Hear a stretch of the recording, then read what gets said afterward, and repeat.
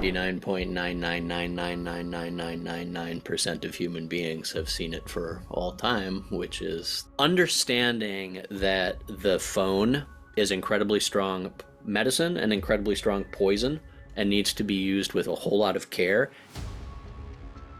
Traditional cultures all over the world have recognized that the way to remember or to reconnect or to, reestablish our continuity with the world is through some type of, when you talk about myths, the myths that were enacted in ritual, the myths that were told from mouth to ear for thousands of years in order, to open up gates of knowledge within people. These myths are talking about written word is a symbol for something else. So when our experience primarily comes through the written word, we've created one wall of separation between us and the subject with which we are interacting. Okay, on the show today, a green gem of a human known for, I think, potentially the best podcast in the world, both in terms of, yeah, really. I tell it to people all the time, in terms of quantity, quality, but the beauty of it, the psychological sort of induction of it. Um, I guess you could say Scottish blood, German name, Mr. Scream. Utterly inappropriate name for the beauty of the work this man puts out, and maybe Indian heart. So, host of the Emerald, Josh Schrei, welcome. Thank you. Yeah, the last name Schrei means scream, but it is also kind of a indicator of like the town crier or the one who comes to like herald the announcement. So I kind of see the like, the beauty in that too. Like, though when I go to Germany, I get a few chuckles. It's scarier in German as well. Scarier in German, that's for sure. Most things are. Um, the world is a dead material husk of nothing but stuff, right? Right. Yeah. Clearly. Yeah. Is there another way of looking at things? Yeah. I mean, only the way that 99.999999999% of human beings have seen it for all time, which is that the world is alive and teeming with life and breath and vibrancy, and animism is the absolutely foundational normative way of seeing the cosmos. And Normative meaning. normative meaning like it's the default way of Uh-huh. seeing. Normative not in any sense. It's funny because some people have like taken issue with my use of that word because they don't want to be associated with the word normal, right? Don't call me normal, I'm Don't special. call me normal. But normative in the sense of like, this is the default way that human beings see the world. We see a living world.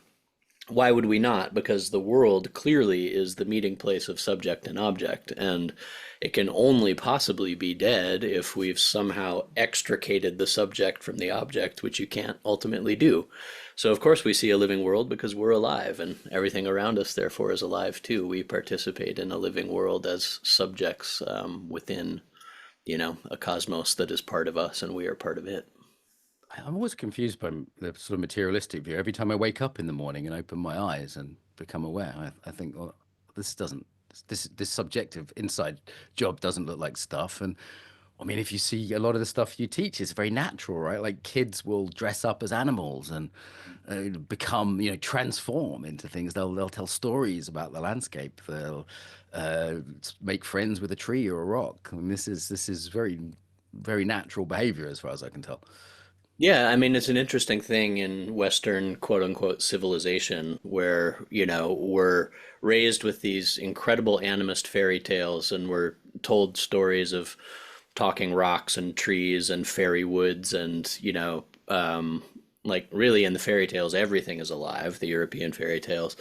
And then suddenly you hit an age and they're like, oh, by the way, that was all false. And here's what the real world is.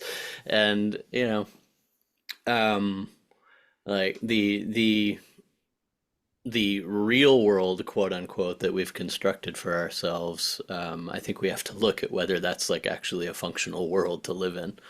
How do you treat a world that is dead? How do you treat a world that you see is just made up of, compartmentalized stuff with no enlivening soul or spirit in it?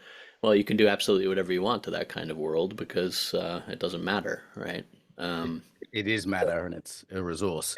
It's matter that doesn't matter, right? It's Yeah, and stuff. it's funny because it's called materialism, but for something that's called materialism, it actually really despises matter.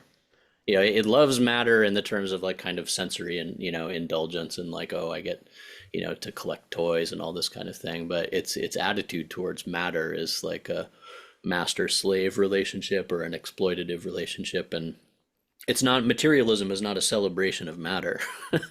Materialism comes from a deep wound around matter, really, and that's interesting too because the word matter is associated with the word mother, and Mhm. it's really how we are in relation to what you can call matter or the mother power here. So, That so one more matters. time, if someone's a complete beginner to this stuff, they're fresh to it. What is animism? Give us the quick version of that. We're going to get into later how you almost turned me into an eco-terrorist, and mythology and AI. We're going to cover some heavy ground today, but let's just start with the basics. If someone says, "Oh, animism, what is that? Buddhism? Is it the same? What is that?" Well, it's interesting because the word animism is a later colonial construct, anthropological construct that colonial era anthropologists used to describe the basic, mode of interaction with the cosmos that they saw in cultures absolutely everywhere. So animism, they had to, come up with it after the fact to describe it, but really what it is, again, is the default way of interacting with the cosmos. So in tradition after tradition after tradition, culture after culture, modern Western culture go back just a few hundred years, and it's right there. This is the way that human beings have seen the cosmos. The cosmos is alive. The cosmos is teeming with agency. It's teeming with life. It's teeming with breath. It's we are interacting in relation with a living cosmos, and therefore we treat everything as alive and part of a great web of life. So, our relationship with the mountain isn't a relationship of, rulers over interacting with the matter that they own. The relationship with the mountain is one of the mountain is the source of the streams from which we get our water, and the water gives life to the food that we eat, and all of this is connected in a great living web of life. And this is in every tradition. It's in every cultural history. It is deep in European history. It's still in, I Yeah, mean, it's even in Christianity up until the age of industrialization. I mean, really, the age of industrialization is when you really start to chip away at kind of the animist foundation, and then you have the rise of humanism and, um, you know, the understandable turn away from religious viewpoints. But it's something that has infused global culture forever because it's if we really open up to it, it's what we feel, it's what we can tell. We don't have to have, and it's not like some, I don't try to convince people that like, you should see the world this way or anything like that. I'm not trying to convince hardcore rationalists like, hey, tree spirits are real. That's not the point. The point is to open up perhaps our to understand the context from which we come and to open up our eyes a little bit, perhaps to a different way of seeing. And whether or not you believe in nature spirits or not, understanding that you treat the mountain fundamentally differently if you see it as alive versus if you see it dead is very, very important. There was a great conversation I had on the podcast a long time ago with a British author named Anne Rowe, who wrote a book about Orpheus, which is wonderful. And we were talking about animism and the centrality of animistic visions and this kind of thing. And she's like, yeah, it's funny. Like everyone kind of poo-poos animism in the modern world. And then, you go for a hike and you take a wrong turn on the trail and all of a sudden it's getting dark outside and people have become animists pretty quick. yeah. Real quick, that goes away. And then, Yeah, as you say, there's this profound ethical, ecological implication. And to use a modern phrase, psychological health mm, implication, which is not just purely individual psychological, I think we'll get into. So sometimes I think of me, you, many of us as in recovery from modernity. Mm. Not modern, not meaning like the latest iPhone, right? But like a state of being, a state of mind, a state of separation. Mm. What is that state of modernity, and how does it screw us up? Yeah. You know, the progressive separation and isolation of the human being from its various webs of interrelationality have a deep, profound effect on the human being. Just like isolating anything has a deep, profound effect on that thing that you have isolated. So you can talk. Existential solitary confinement. Yeah, exactly. And, I mean, we look at the mental health crises facing the world today, and a lot of it has to do with isolation and the anxiety that comes with isolation and not having contextual frameworks in which to process things and not having communal frameworks in which to process things. And people sometimes try to pinpoint like the exact moment in human history that this happened and this kind of thing, and it's not that easy.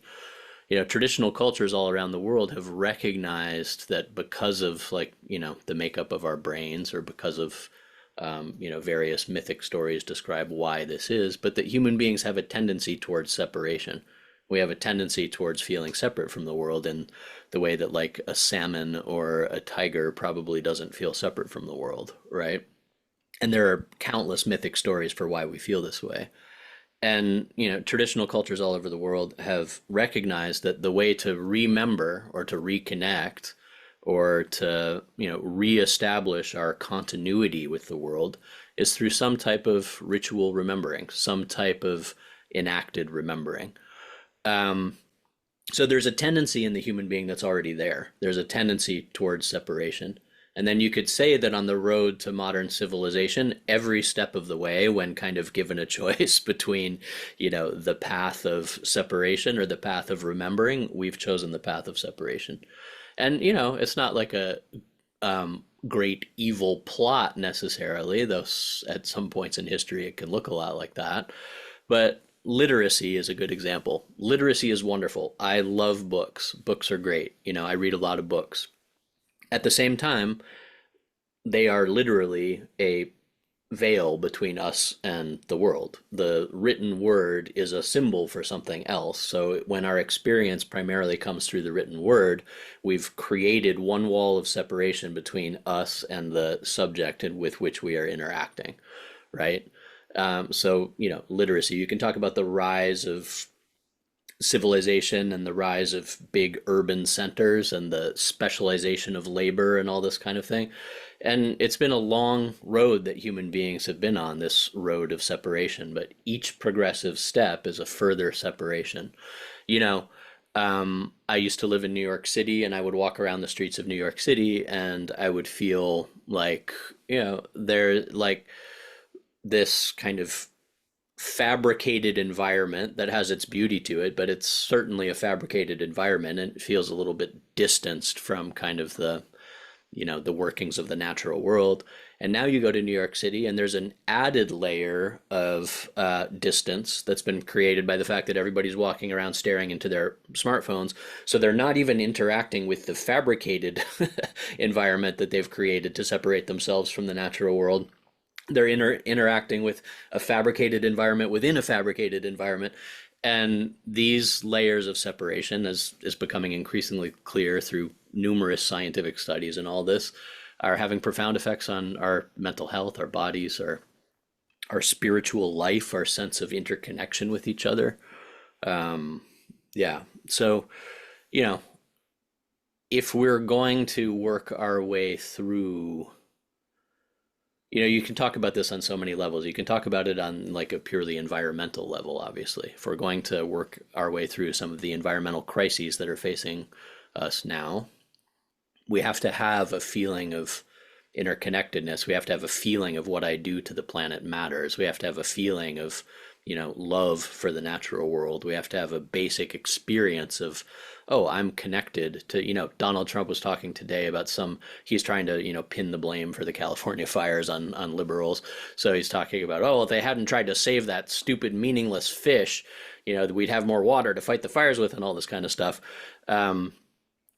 Stupid, meaningless fish. Well, nothing, first of all, that's not an accurate description of what happened. But second of all, nothing in nature is meaningless. Everything plays a part. Everything has a role to play.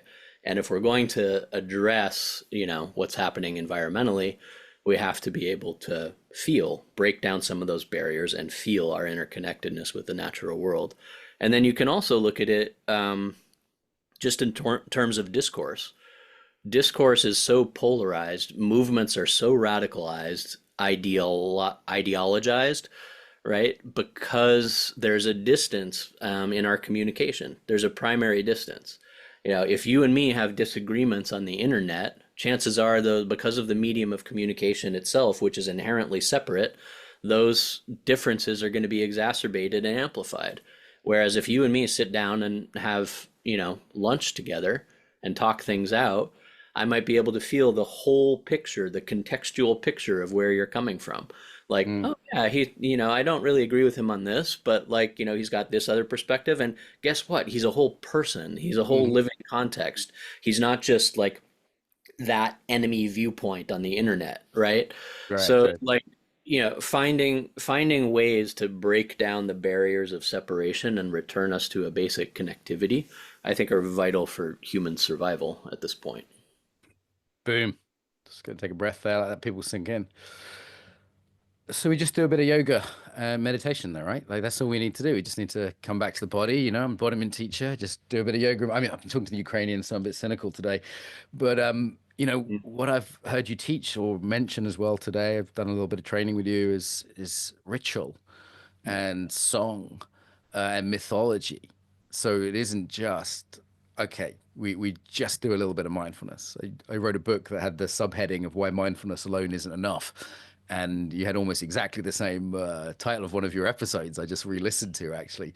So a Cool. lot of people love yoga and meditation. I love yoga and meditation. I know you grew up meditating, so Mm. we're not pissing on people's parade here, right? Like there can be some real good there, but what might be missing in this kind of consumer capitalism solution we're being offered to the body mind problem? I think, the practices of meditation that I grew up with and the yogic practices that I grew up with are beautiful and wonderful. And like you said, I'm not in any way criticizing those practices. Like anything else in a decontextualized world, if you take them completely out of context and isolate individuals and say, hey, this is for your individualist performance wellness, or this is just for you, then you're ignoring the entire relational context in which they traditionally sit. And they sit in a relational context that is deeper than that. It's not just about individuals having their own experience and feeling nice and embodied or something like that. It's about an overall network of relationality that has communal implications and ecological implications, how you interact with community, how you interact with ecology. And, I like in that episode, I talked about how, the modern Western mind tends to be fairly what you could call decontextualized. Like, we don't have a foundation of this type of relational interconnected thinking. So it's possible that if we just kind of go off and sit alone and meditate, um, you know, our minds might need some actual contextual relational reframing, Because right? it's a mad box of fucking frogs in there now. Yeah, exactly. And when that's the practice, that ignores the fact that traditionally that wasn't just the practice. The practice, was preceded by all kinds of ritual elements, lighting candles, burning incense, offerings, offering flowers, offering food, taking vows for why you're doing that practice to begin with. And little hint here, those vows had very little to do with individual quote unquote wellness. Right, right. So I look shiny for Instagram.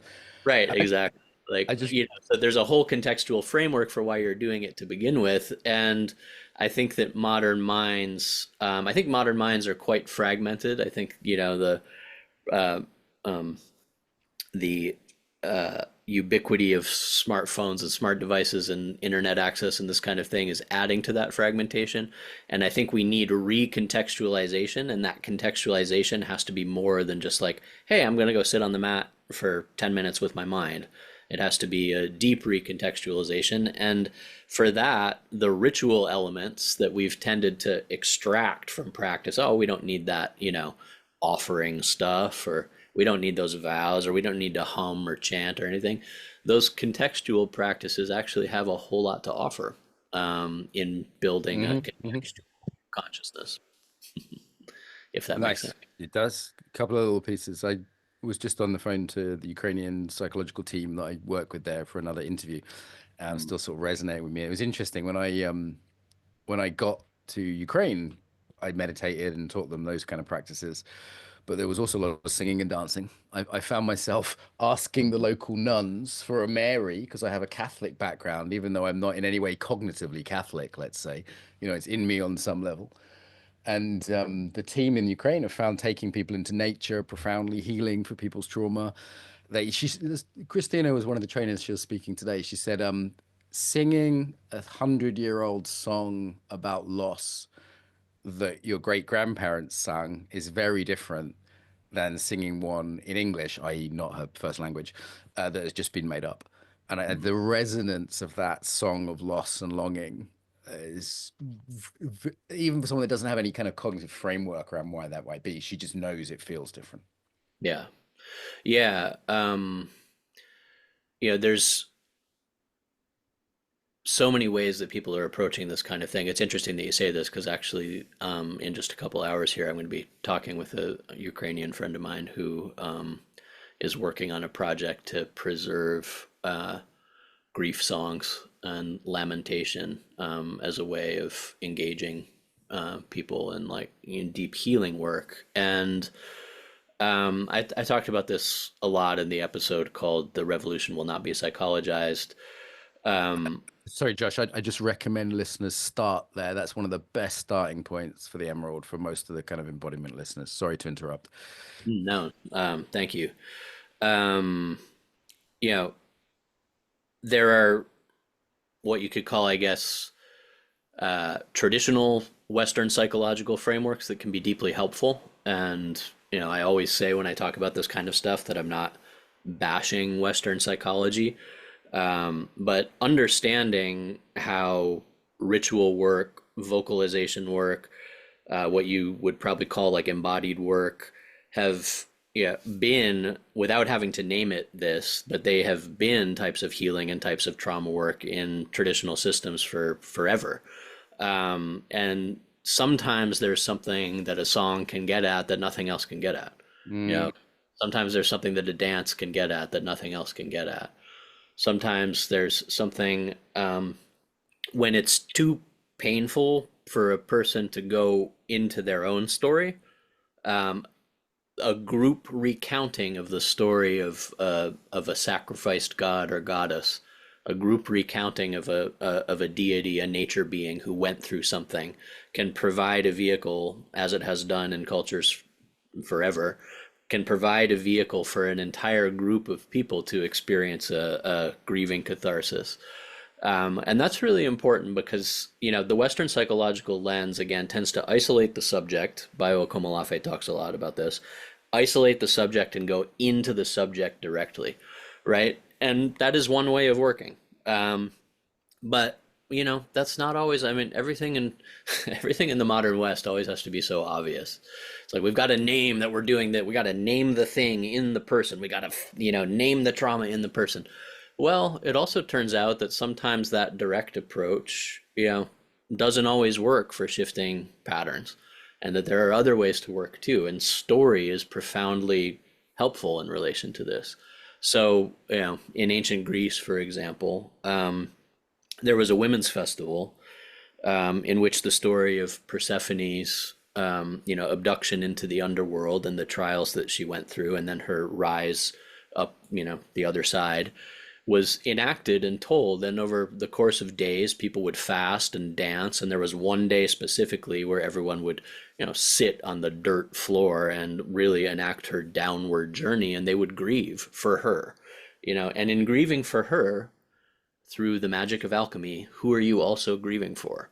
You're also grieving for yourself in ways that if it's just self-focused, you might not be able to open up the same spaces than if you're telling communally the story of this being at the center who's going through this thing, it becomes a way to kind of communally embody a journey, a ritual journey, and the healing and the repatterning comes through that communal embodiment.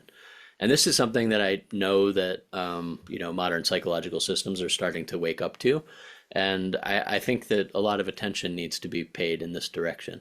I think the model of going straight into the thing and trying to extract it doesn't always work.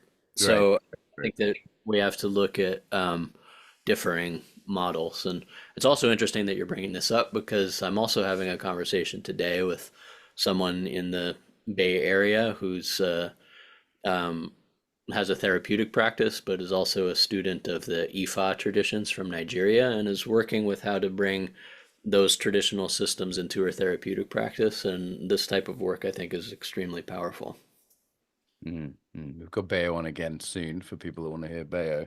Um, Myth. It's not stories that aren't true, it's in a way more true. How do people misunderstand what myth is? Yeah, well, I mean, we have an interesting linguistics around myth in the modern West, in the English-speaking world, because the word myth has come to mean like, oh, well, that's just a myth. That's untrue. That's just a myth. That is not how like the word in Sanskrit, for example, would speak of it. Like, the cultural understanding of what myth is, generally speaking, across the world, has nothing to do with untruth. It has to do with timeless ecological cycles, you could say. A myth is, through the lens of a persona, of a main character, of a deity, a god, a nature being, a goddess, a person. It's enacting and describing a cycle of the natural world that happens over and over and over and over and over again. So again, the myth of Persephone is the story of Persephone's descent, and then her rise. And it's a seasonal story. It's a story of the descent into winter and then the rise again into spring. It's a story of the death that comes with harvest, and then the precarious period of wintertime, which for many people for many, many, many thousands of years was actually precarious. Like winter wasn't just like, oh, it's cold outside and let's light a nice little fire. Winter was like, we hope that everyone makes it through and we hope that we have enough food to make it through, right? So the myth is telling the story of that descent and the grief and the inward turning that comes with that descent. And it's telling the story then of the rise again into spring. That's a simple example, but it's also telling other cycles too. The story of Persephone is also telling the story of the triple goddess, maiden, mother, and crone. It's telling the story of the different phases of life.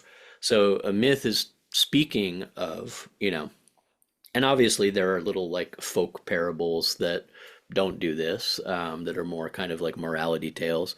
But when you talk about myths, the myths that were enacted in ritual, the myths that were told from mouth to ear for thousands of years in order, to open up gates of knowledge within people, these myths are talking about the way that nature works. They're talking about how ecological cycles work. And when I say ecological, I mean up to and including cosmic, and I mean also cycles that exist within the human body, right? Level. Yeah. Yeah, Yeah, there's macro. this. Go ahead, sorry. So no, after you. Yeah, microcosmic, mesocosmic, and macrocosmic, all three.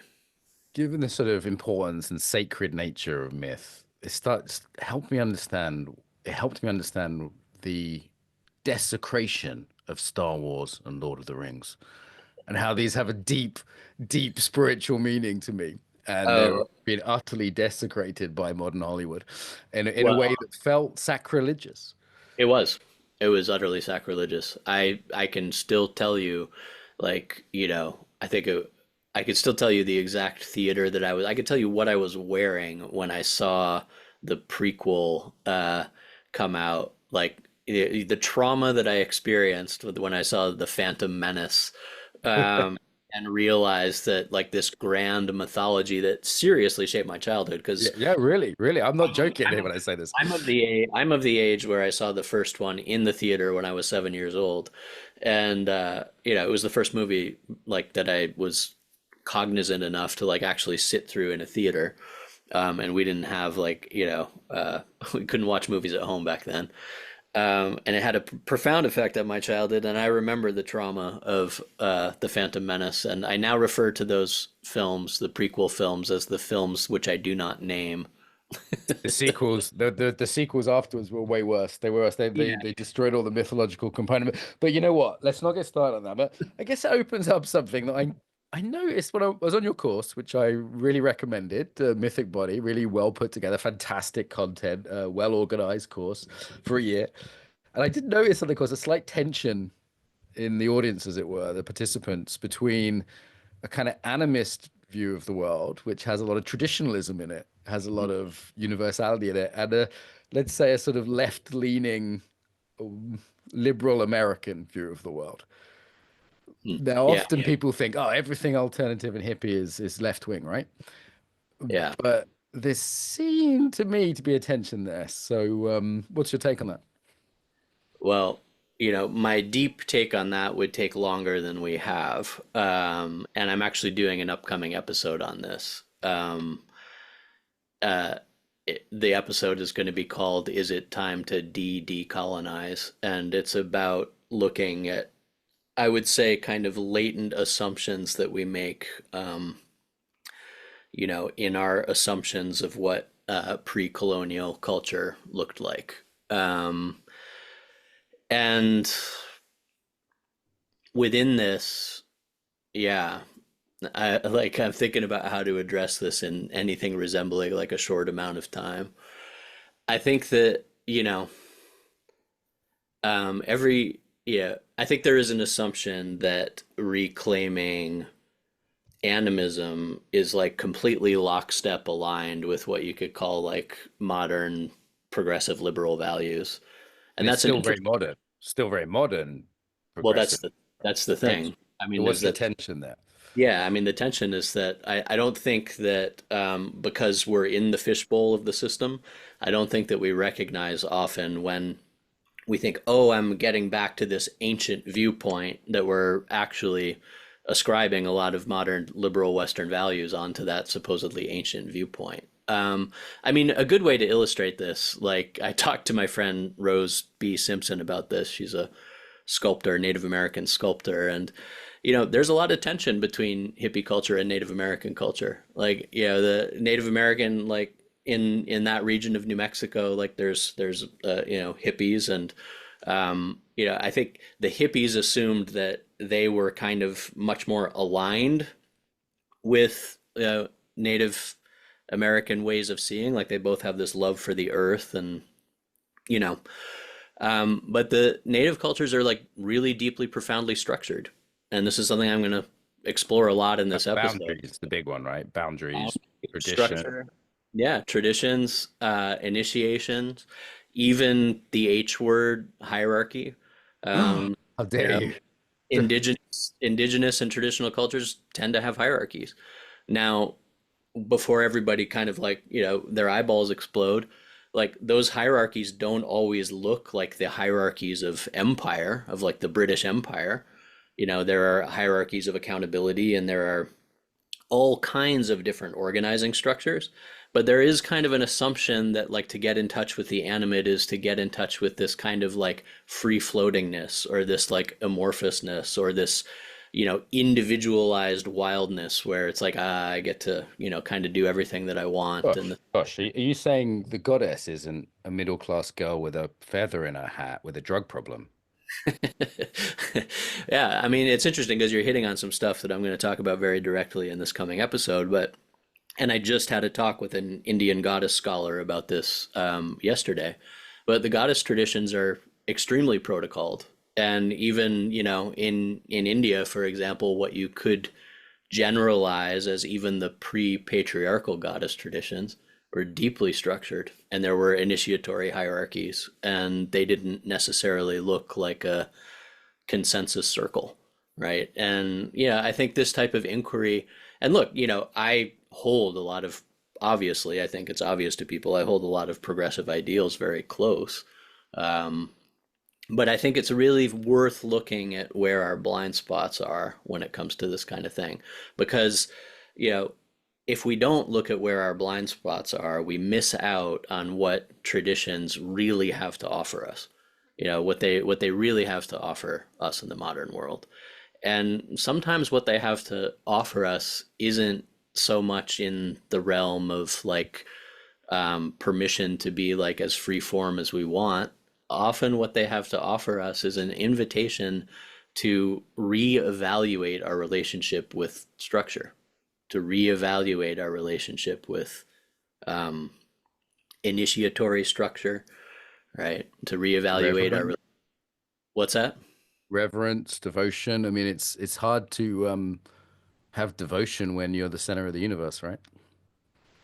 Exactly. Yeah. And, you know, the wound in the modern West is so deep that like it's hard for people to get out, I think, of the um well, of course, like why other reason would I be doing this than it's about me? Like, and so even like modern ritual work gets very like I am doing this modern ritual work for my own individual processing journey, right?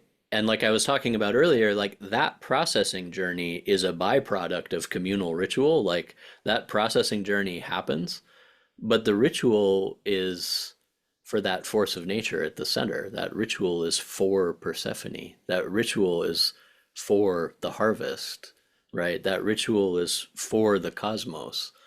And in this way, I mean, this is, and you took the course, so I know this is why I talk about devotion a lot in the course. Like, the humility of devotion, like understanding this is a world of greater forces. And if I truly want to honor this world of greater forces, it often means like getting out of the way a little bit. This is, I think, really important. But it's interesting that you bring it up. And I'll be honest, this has been an area that I've been like, oh, interesting. Like people are thinking that this animism stuff is all about like, you know, uh, free form getting wild in the woods and that kind of stuff. And I suggest they listen a little deeper to the Emerald episodes. Because in I the was Emerald, listening a long time going, wow, this guy's really right wing conservative. I was like, wow, this is, I wasn't, surely people are going to be upset with this. And they just didn't seem to hear it. certainly not that. Certainly not that. But I have, also deep critiques about the way I would say that like the progressive movement kind of recapitulates some of the same things that it's supposedly trying to get away from. Okay. And I think, I critique the left more than the right on my podcast because I assume that not many people on the right listen to it. But um but I don't find, you know, left and right these days seem to me to be increasingly less valuable Yeah. terms. Less useful, isn't it, at this point? I think people are realizing that culture wars are nonsense and waking up to the sort of polarization. So hopefully, I mean, as long as Portland's bottom of your new caste system, that's fine. So AI, I want to jump into another one. I've said Oh your man, you did a nice little dip into that topic that we could spend so much time on. I do have to say one thing though before we episode. move on. Just a funny anecdote that I've related to on at certain times. They say that Tolkien was like mortified when he discovered that most of his audience were hippies, and there have been days when I've been like, I understand that. Relate at times. Just want to say to the Emerald audience, I love you. I love you, Asheville. I love you. I love you. But, like, let's look deeper. Like, let's look deeper at what I'm talking about in the episodes. I'm talking often about reevaluating some of our assumptions around things like, you know, structure, protocol, devotion, humility, even, even a word like, say, modesty. Ah, Spend okay. time spend time in indigenous traditions and you'll find like a fair amount of modesty, you And know? beauty, aesthetics. You talk about adornment in one of your episodes, and I feel there's a different attitude towards aesthetics than the sort of current liberal America has in Mm, most indigenous people. mm. But you almost turned me into an eco-terrorist. True story, right? I think this brings together if you're up. So I was doing the You signed the waiver though, right? I did. I was doing this course and I thought, okay, my object, i.e., subject of devotion, is going to be the river because I was sitting by the river and it's really, like Josh was talking about earlier, part of a grieving process for me from a divorce and from stuff in Ukraine. And I just found the river profoundly helpful and ended up having a relationship with the river. I've got a little Mm, bit, I think of it as a her, got a little bit of her with us now in a jar. It's traveled around the world with me. And I'd feed the river rose petals, this feeding practice, very not just a mindfulness practice, a devotional. Every morning I'd go and my rose petals in the river. And the neighbors thought I was insane, of course. And I developed this relationship with the river. And then I started to see the river was quite polluted. And I took it personally because there's mm. a sort of breakdown of subject object, sort of sense of relationality. And I actually started to look up who is responsible for polluting the River Frome and what's their address. And it turned out, unfortunately, it wasn't, maybe fortunately, it wasn't one person, because had it been, they would have got a knock on the door. Turned out it was quite a complex mixture of factors, as you might imagine. Go So I didn't figure. have, and eventually I got over, I did a bit of a river cleanup and, kind of got past that stage. But there are, jokes aside, that really happened. This is a fairly profound thing for me and it brings together many of these things you've talked about. Yeah, I think when you start to develop a intimate, loving relationship with the living world, then the natural response to what is happening to this living world is grief, shock, outrage. You know, look what you've done to my sister, my brother. Um, and, within that, too, nature beings, you could say, are surprisingly resilient. And there is a deep, there are deep time cycles to this natural world that are beyond our reckoning. And within that, like for me, simultaneously holding um, the fact that there are serious consequences going right on right now in terms of what human beings are doing to ecology, and also holding that the power of nature itself like hasn't been dimmed at all, and that is important for me to connect to too. Like it's important for me to connect to like, hey, this is happening and I need to take action to help stop it and make sure that it doesn't continue.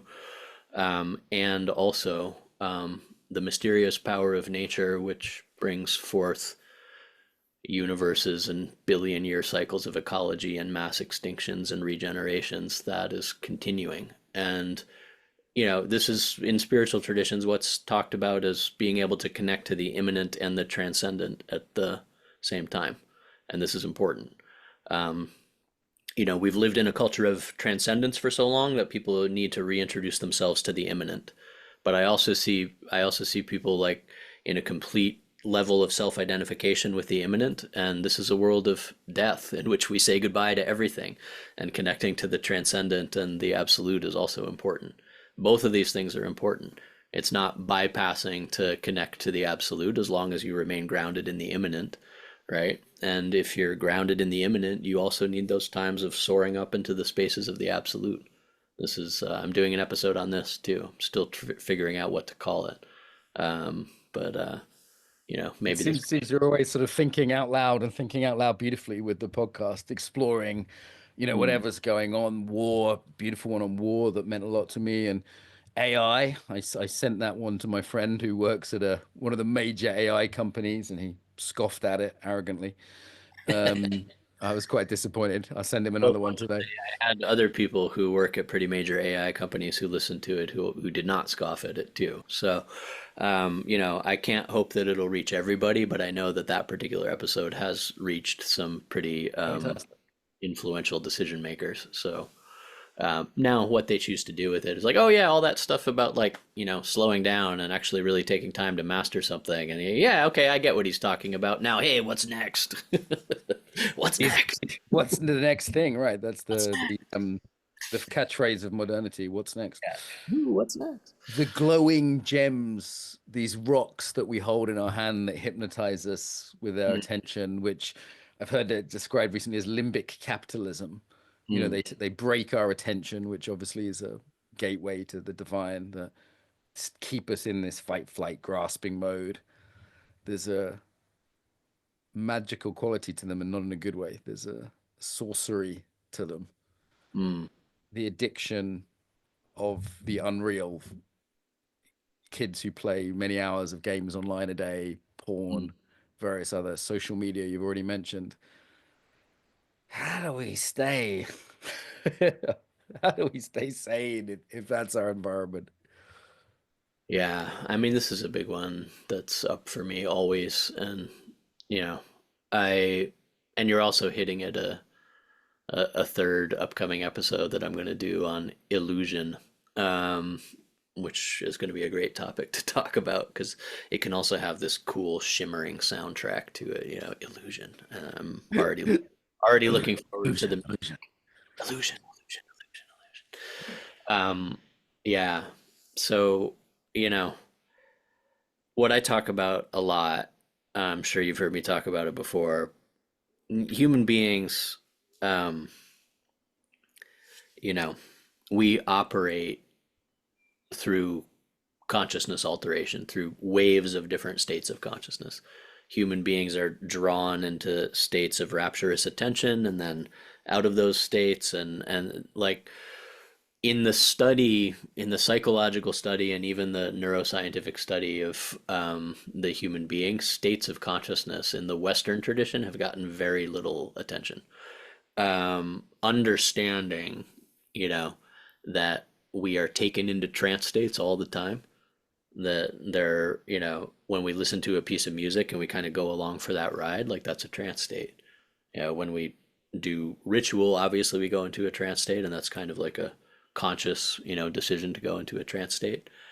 But, when I was talking about like people walking around New York City just kind of staring into their phones. I mean, you take anyone, you wouldn't even have to go back as far as our Paleolithic ancestors. Take a human being from a few hundred years ago and put them on the streets these days, and they would think that everybody had gone completely stark raving mad.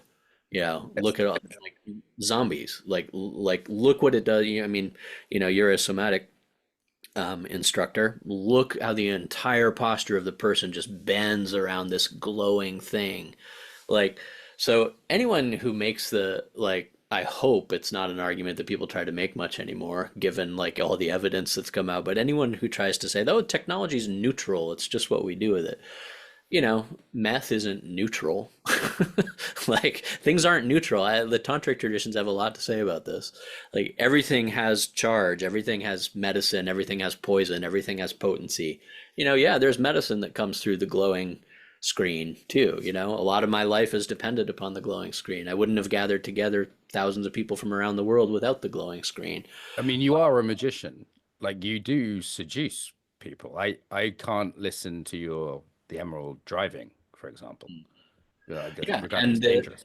the emerald is very consciously see, and I say this overtly, it's very consciously seeking to take people into an experiential state. The funny thing is we've stigmatized altered states of consciousness so much, and then at the same time, like, if your phone came with a warning that Right, say right. should come with a warning that says, just so you know, this is taking you into an altered states of consciousness, into an altered state of consciousness, in which you may be susceptible to, flashing lights and noises, and it may draw you to do things that you wouldn't normally do, and this kind of thing. Like, we're like, oh, don't talk about altered states of consciousness. And meanwhile, we're busy and being dragged into monetized altered states of consciousness all the time. It's important to be upfront about it. It's important to be Right, upfront. right. Like a cigarette packet, you could have a scroll hole warning on the mobile phone. This is going to Yeah, make I you mean, subject to rage and craving. you know, the political polarization. I I was in my 20s in the time period when the internet arose, and you know, obviously it's not like things were all great in the 90s. There are still like tremendous social issues and this type of thing. Um, but I can trace in my living memory like the degree of polarization and rabbit holes. And now Meta announced yesterday, right, that they're going to get rid of fact checkers. And like, I don't know if you saw that, but like, Oh yeah, I uh, celebrated. I celebrated. I'm back in business, baby. yeah, I mean, we'll see what happens. But like understanding that the phone is incredibly strong medicine and incredibly strong poison and needs to be used with a whole lot of care and shouldn't be our primary means of interacting with the world. This, I Yes. think, is deeply important. I'm obviously like I'm making use of technology. I have a love of like new musical technology when it comes out. I'm not a Luddite in any sense of the word. Um, but there's a difference between like, oh, okay, that's interesting. I'm going to check that out for a few minutes and see what people are up to, and getting caught in a rabbit hole. And Yeah, yeah. so many people are It's getting caught in rabbit holes, and kids are getting caught in rabbit holes. And, I'm glad that there is a deep national conversation starting to happen around Mhm. this kind of stuff. But it goes beyond just like, safeguards to protect your kid from seeing things that they shouldn't see. It goes into like, are we going to be functionally somatic human beings if we spend 8 hours of our day sucked into this world? Like, literally, are we going to be able to function? And I Yeah. think that bodies are going to start rejecting technology. Mhm. I feel it in my body when I use it a little bit too much. I feel it. And it's like, I cannot do that, you Yeah. know? Yeah, it's making Like, us sick in different ways. Josh, I want to dive in because I've got one last question. It's kind of a wholesome question. So I a wanted whole, to bring, yeah, like, I wanted to bring the feminine in a little bit. So I texted my colleague Ava, who's like yin to my yang in Slovenia. She's also studied with you, just a yeah. lovely human being. I said, "Have you got a question for Josh?" And Ava said, "Stories are profoundly important. What are some lovely stories we can tell our kids?" Hmm. What are some lovely stories that we can tell our kids? Well, you know me. I mean, I was just talking yesterday with this Indian goddess scholar, Shravana Borkataki Varma, and she was talking about how some people gravitate towards the really wholesome, what she called like the breast goddesses, like the nourishing stories, and there's coins and there's flowers and there's flowing waters and this kind of thing. And then she said some people gravitate towards the goddesses with teeth. And my kids, kids like they like to tell stories about people eating each other up and like devouring and like, so, I don't like I like those fierce stories too. And I and I don't shy away from my kids. If you look at the original Grimm's fairy tales, right, find um you're gonna you're gonna find a lot of devouring and fierce energies and things like that. So, good stories, nice stories don't always look like the kind Actually, and she said myths we should tell our children to equip them for life. I misquoted her. to equip them for life. Yeah, there's so many beautiful ones. This is the problem when I get asked to like, hey, pick a story. Right. Unless I'm in like a kind of zone, it's like, which one do I pick? There's so many to tell. I've always really loved the story of Jumping Mouse from the Lakota traditions. It's a beautiful story. But that one's a little hard for kids too. To equip them for life. Hmm. I heard a story recently. This also has elements of it that may not be for kids. It's from a book of essays that, oh my God, I'm spacing the name of, but my dear friend, colleague, student, co-learner Var sent me. And um, it was a story that really struck me. It was in a book of essays, and it was about a family that had lost everything in a flood. Um, No and worries. We can add it. what's that? Oh, we can add the name. Yeah, Yeah. if you can cover it later. Yeah. So the daughter, the elder daughter, there were two daughters, and the elder daughter said to the younger daughter, "Look, I know what we can do. You don't know this, but I have the power to transform myself into a tree, and I'll follow my instructions exactly, and I'll transform myself into a tree, a flowering tree, and you can sell the flowers in the market and we'll make money to support our grandmother. That's what we're going to do. And so the youngest sister followed the instructions exactly. She filled up the watering can, poured water on her sister's head, said some words, and sure enough, the sister transformed into a tree and bore flowers of all colors. And the younger sister gathered up the flowers of all colors and went and sold them in the market. And the scent of flowers wafted up to the above the town to the palace, and a young prince caught wind of this scent of flowers. Mm. He went down to the market and saw the young girl that was selling the flowers, and followed her and saw the ritual that the two sisters were doing together, and he fell in love with the older daughter who could transform herself into a flowering tree. So he went to the grandmother and asked for her hand in marriage, and the grandmother at first was like completely shocked and questioned what her daughters could have possibly been doing to earn the attention of a prince, and but then the elder daughter revealed to her her secret and showed how she could turn into a tree and bear these flowers, and so the two were married. They were married, and they went up to the bridal chamber and sat there for a long time across the room from each other, not really knowing what to say. Um, and finally, the daughter said, "Well, you brought me all this way. Like, what do you want to do?" And he said, "I want to see you turn into a tree."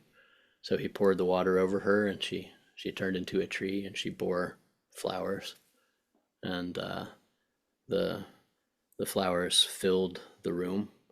And when the room had become full of flowers, they consummated the marriage. They made love. Maybe I won't start by telling this to my kids right now. Yeah. And then they repeated that process um, every day. Would transform into a tree and bear flowers, and then when the room was full of flowers, they would make love on that bed of flowers.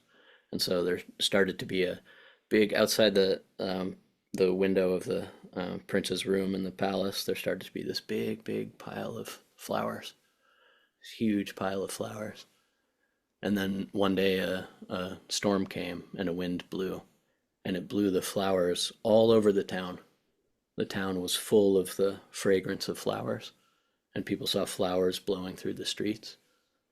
And it changed the people. They started treating each other differently.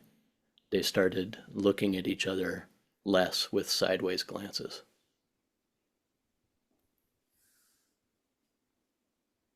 Josh, thank you. Thank you. Recommend the Emerald. And is it themythicbody.com?